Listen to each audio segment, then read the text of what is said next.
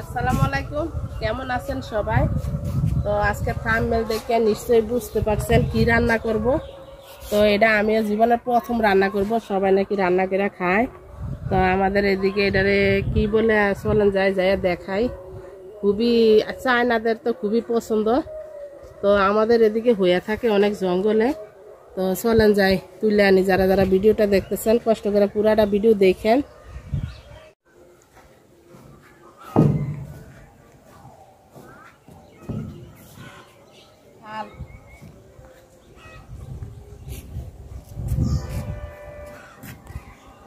তো এই যে গাছের পাশে আয়সা পড়ছি দেখেন। তো এটারে আমাদের এদিকে বেত বাগুন বলে, মানে আমরা ছোটবেলা শুনছি যে এটারে বেত বাগুন বলে। তো এটা বেগুনের মতোই দেখতে, মানে এটা ছোট ছোট সাইজ।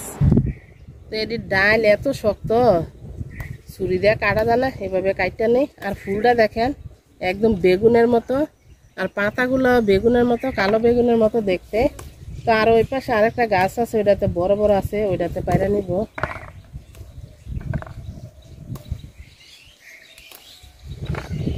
এই যে বড় বড় আছে এগুলা দিয়ে নাকি ভর্তা বানায় খায়, জানি না। হয়তো খায়, মজা লাগে অনেক। ডান্ডাটা অনেক শক্ত। তো এটা হচ্ছে আরেকটা গাছ দেখেন, এই গাছও আছে, অনেক আছে আমাদের এদিকে অনেক। আর এটা হচ্ছে রাস্তা দেখেন, এই যে এই পাশে হচ্ছে 4 রাস্তা 5 রাস্তার মোড়।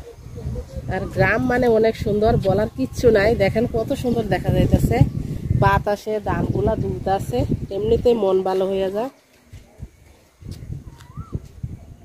সেই দেখা যাইতেছে।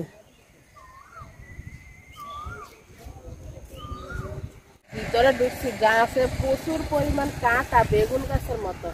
বেগুন গাছে যেমন কাঁটা খায়, এগুলা তো অনেক কাঁটা। তো আমি দেখেন এগুলা পাইরা নিচ্ছি।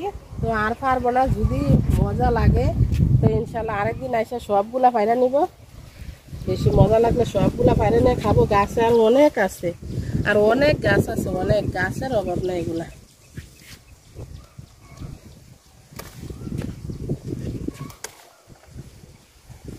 তো চলেন বাড়িতে যাই। পুরা বেগুনের মতো দেখা যায়, এগুলা বাত্তি বাত্তি হয়েছে। তো যাদের বাড়ির পাশে আছে এগুলা নাকি ভর্তা করে খাইলে বেশি মজা লাগে। তা আমি আজকে শুটকি দিয়ে রান্না করব।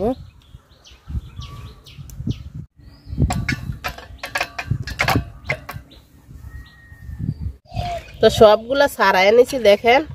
এখন আবার দেখা যায় মটরশুটির মতো। তো কাটটা নেই, তো মাঝখান দিয়া একটা খালি কাটবো। এই যে দেখেন পুরো বেগুনের মতো বিচি ভিতরে। তো মাঝখান দিয়া খালি এইভাবে কাটবো, আমি একটা কাটা দিব। তো বেত বাগুনগুলা দেখেন আমি কাইটটা পানিতে ভিজিয়ে রাখছি কষ্টা যাওয়ার জন্য। তো এই যে লাল লাল ছোট ছোট আলু নিছি, তো আলু আমি চুলা সহ দিব।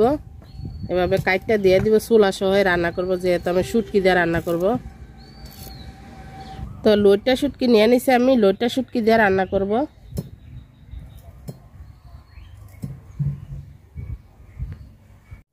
তো বেত বাগুন আর আলু একসাথে ধুয়ে পরিষ্কার করে রাখছি, আর শুটকিটা কাটটা ধুয়ে পরিষ্কার করে রাখছি। আর এখানে রসুন আর পেঁয়াজ মরিচ কাটটা রাখছি, রান্না বসাই দিব। এখন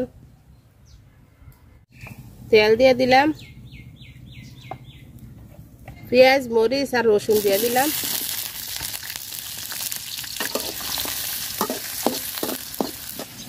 তো রসুন আর পেঁয়াজটা আমি লাল লাল করে ভাজা নিছি। তো শুটকিটা দিয়ে দিলাম, শুটকিটাও ভাজা নিব। তো শুটকি পেঁয়াজ রসুন আমি সুন্দর করে ভাজা নিচ্ছি। তো বেত বাগুন আর আলুটি দিয়েও ভাজা নিব সুন্দর করে তেলের সাথে।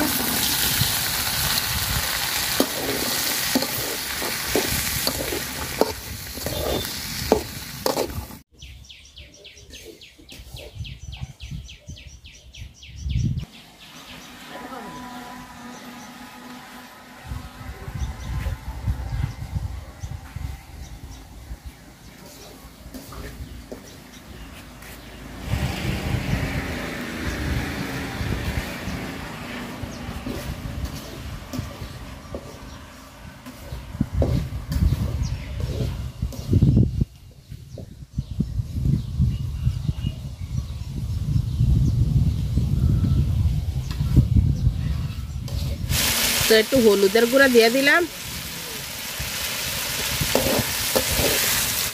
আর লবণ দিয়ে দিলাম।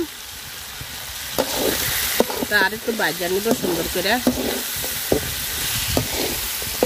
সুন্দর করে কষায় নিচে আমি লাগিয়ে যেতেছে নিচে দিয়া। একটু জলের পানি দিয়ে দিব।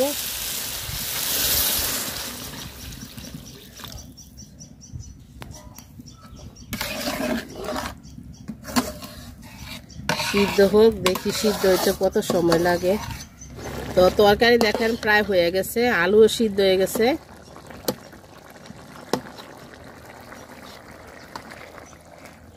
তো চলেন যাই কটা ধনিয়া পাতা কাটতে নিয়ে আমার বাড়ির পাকের রুমের সামনে। ধনিয়া পাতা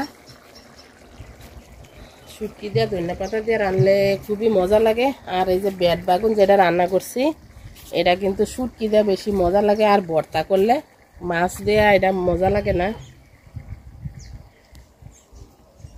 তো এই যে ধনিয়া বাইর নাইছে, এবার শীতে আমার ধনিয়া হয় নাই।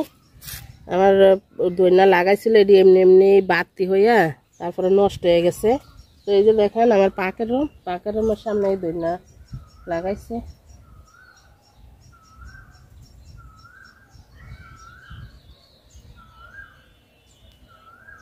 তো ধনিয়া পাতা দিয়ে দিলাম, হাত দিয়ে ছিঁড়ে নিছি।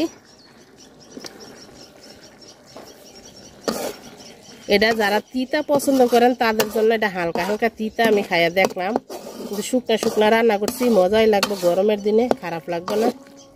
তো তরকারি হয়ে গেছে, নামাই নিলাম। যারা যারা এতক্ষণ ধরে ভিডিওটা দেখছেন সবাইকে অনেক অনেক ধন্যবাদ। আল্লাহ হাফেজ, আসসালামু আলাইকুম। সবাই খুব ভালো থাকেন।